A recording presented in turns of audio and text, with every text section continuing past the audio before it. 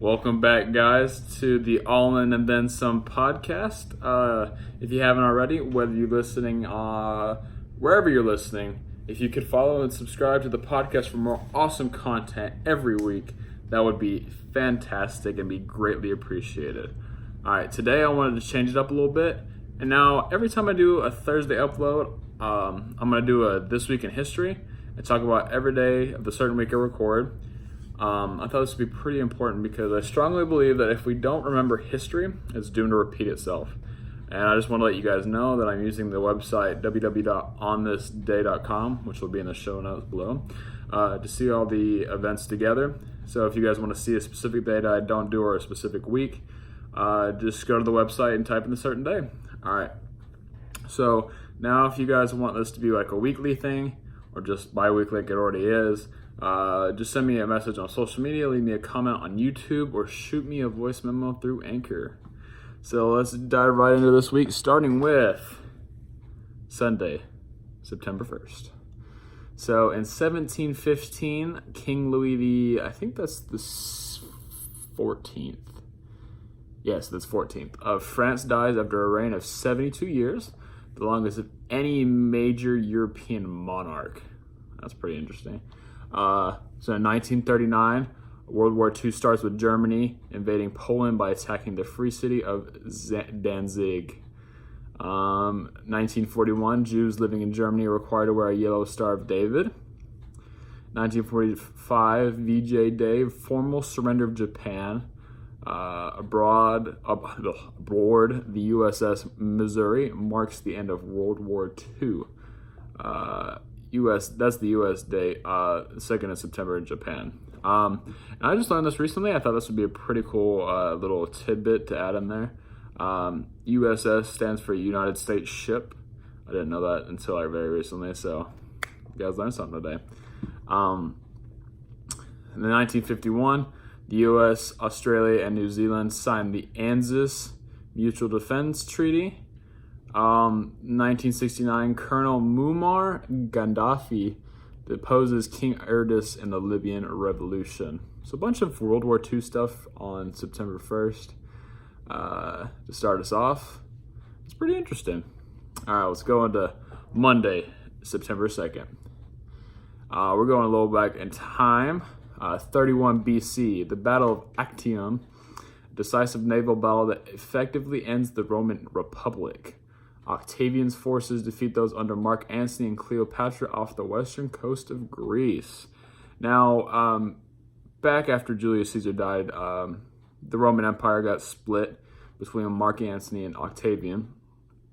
And Mark Antony got with Cleopatra, and they built kind of like an empire, and, well, not like they built like a good system through, they built like a big, like, sub-empire to the Roman Empire, and Octavian didn't like that. So Octavian overthrew Mark Antony and Cleopatra and disposed of both of them very quickly.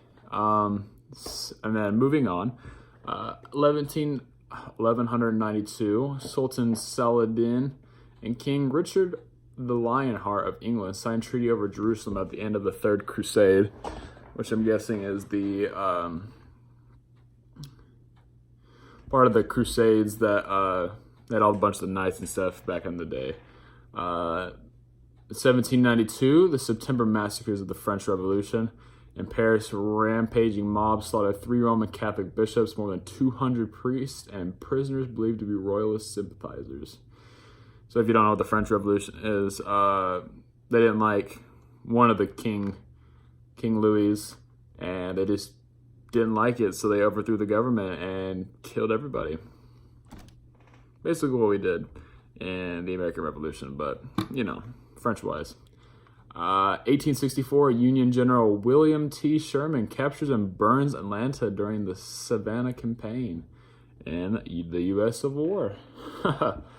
Another sad one coming up, Holocaust, in 1944, Holocaust diarist Anne Frank sent to Auschwitz concentration camp, which is very sad for anyone getting sent to a concentration camp.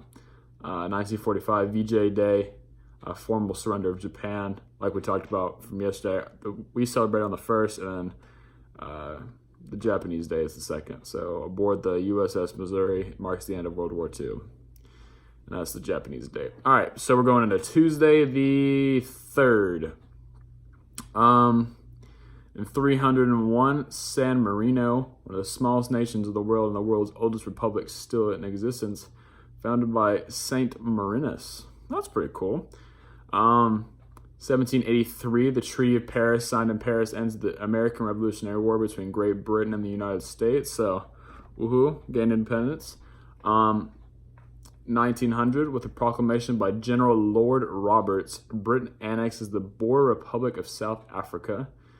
So, back in the day, Britain used to be this big superpower, and there's the big saying, like, the sun will never set on the British Empire because it was all over the world. But this is when Britain started losing its powers, and it lost its powers with when India became its own, like, independent country and subcontinent, I should say. Anyway, moving on. 1939, World War II. Britain declares war on Germany after invasion of Poland. France follows 6 hours later, quickly joined by Australia, New Zealand, South Africa, and Canada. So once Britain's like, hey, we're going to get into this war because Germany invaded Poland, they brought the boys. They brought France, Australia, New Zealand, South Africa, and Canada, and we soon followed after that. In 1988, an estimated by this date 50,000 Kurdish civilians and soldiers are killed by Iraq, many using chemical weapons in aftermath of the Iran-Iraq war. Ugh, that's terrible. Oh gosh. All right, now we're moving on to Wednesday. That is the third. We're on the 4th. Romulus Augustulus, the last Western Roman Empire, abdicates after forces led by Odoacer invade Rome. Traditional end of the Western Roman Empire. So abdicate means he was forced to leave, and he was booted off the throne by this man named Odoacer. 1609, navigator Henry Hudson, first European to discover island of Manhattan. Nice. So he discovered where New York is today. 1682, English astronomer Edmund Halley. Oh, it's Halley, because he observes the comet named after him, Halley's Comet. Oh, gosh. And then in 1781, Los Angeles is founded by 44 Spanish-speaking mestizos in the Bahia de las Fumas, the Bay of Smokes. Nice. Alrighty, and then in 1862, General Lee invades the North with 50,000 Confederate troops during the Maryland Campaign, the U.S. Civil War. Obviously, that didn't work, but whatever. We're on, Thursday the 5th, I think. In 1666, the Great Fire of London ends, leaving 13,200 homes destroyed and 8 dead. 1774, 12 of the 13 American colonies adopted trade embargo against Great Britain at the First Continental Congress at Carpenter's Hall in Philadelphia, Pennsylvania. So the first little step against Britain, like, we don't want to trade with you anymore, Britain, because you are being a butthole. And as you know, in 1776, we sent the Declaration of Independence to them, and we're like, we want to be our own independent country. And then they didn't take too kindly to that, but you guys know what happened. In 1839, first Opium War begins in China. And then in 2017, Hurricane Irma becomes the most powerful hurricane ever recorded in the Atlantic Basin region with winds of 185 miles per hour. So a little something recent. That's awesome. But not very awesome because that affected a ton of people in negative ways. So bad. And we're on the 6th, Friday. 3114 BC. The date Maya and Mesoamerican long count calendar starts dating from. Oh, that's cool. This corresponds to the Julian calendar. In 1522, Ferdinand Magellan's Spanish expedition aboard the Victoria returned to Spain without their captain. First to circumnavigate the earth. And I'm pretty sure Ferdinand died like halfway through, but they still going, and then they made it around the world, so that's pretty cool.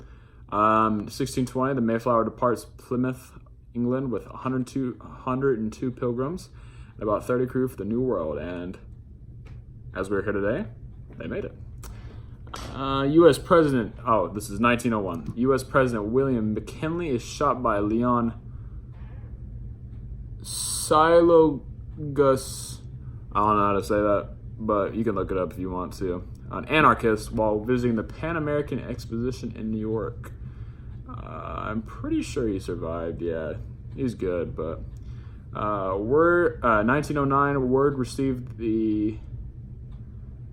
that the American explorer Robert Peary had discovered the North Pole 5 months earlier. That's pretty interesting. 1914, World War I, First Battle of the Marne begins. French and British forces prevent German advance on Paris till the 12th of September. So look up the 12th of September if you want to figure out more about that.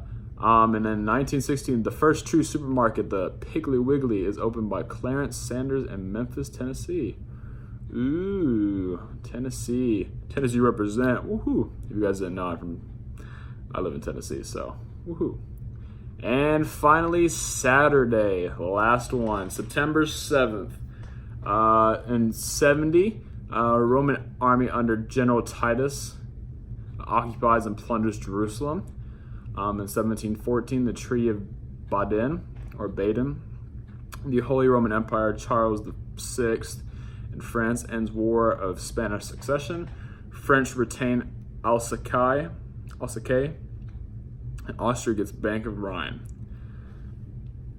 In 1822, Pedro I, son of King João VI, declares Brazil's independence from Portugal, and that's their national Independence Day. That's pretty cool. I didn't know that. And then 1888, Edith Eleanor McLean is the first baby to be placed in an incubator at State Immigrant Hospital on Ward's Island, New York. And the last one is 1909, Eugene Lefebvre becomes first pilot to die in an airplane craft while test piloting new French-built Wright biplane at Juvisy. All right, so we had a bunch of interesting little tidbits right there, like Hurricane Irma, the Piggly Wiggly. But most of it was about war, and I guess that's because war gets documented the most. But we had a bunch of Roman Empire stuff. We had the Great Fire. We had the Civil War. A lot of Independence Days. Let me think, and a lot of World War I and World War II stuff. So if you guys do like this, as I said at the beginning, just shoot me a message and say, hey, I want this day, and just let me know how many times you want this. Do you want this every week or bi-week like it normally is? And yeah, I thank you guys for tuning in to this episode. This has been your host, Mason Shank, and this has been another great episode of the All In and Then Some podcast.